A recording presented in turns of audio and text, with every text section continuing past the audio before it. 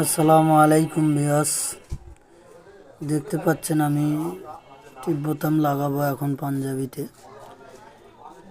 পাথরওয়ালা টিপ বোতাম, এটা ছোট, এটা বড়।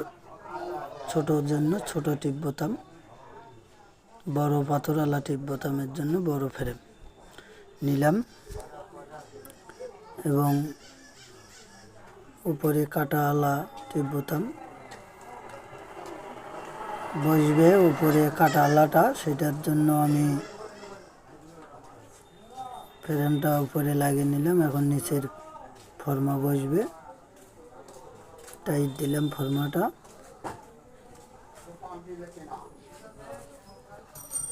এই ফর্মার জন্য যেটা ব্যবহার করব আমি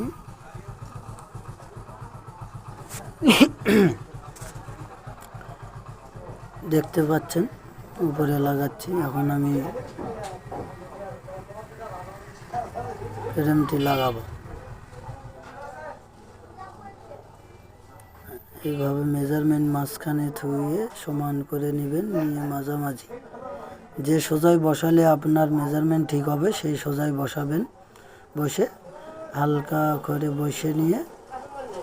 হালকাভাবে বসে নিয়ে সমান করে নিয়ে জোরে চাপ দেবেন। এই চাপ দেওয়ার কারণে বোতামটি ইনশাল্লাহ ফিনিশিং ভালো হবে। যত জোরে চাপ দেবেন আপনার জন্য ভালো হবে। এখন নিচেরটা বসাবো। ওই সোজাই মেজারমেন্ট একটু দাগ নিলেন, যেটা নিয়ে আপনার সুবিধা হবে, যেভাবে দাগ নিলে আপনার সুবিধা হবে সেইভাবে লাগাবেন। মার্ক করে আপনি ফ্রেমটি বসাবেন।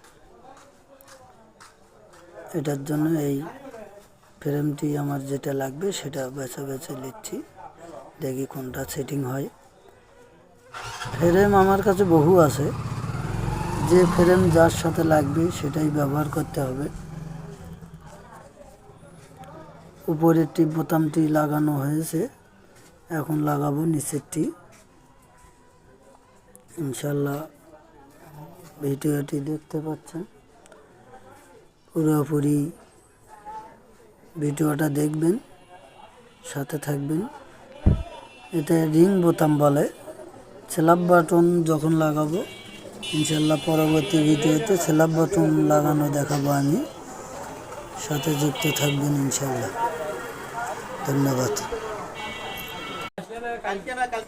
ধন্যবাদ, ভালো থাকবেন, সুস্থ থাকবেন।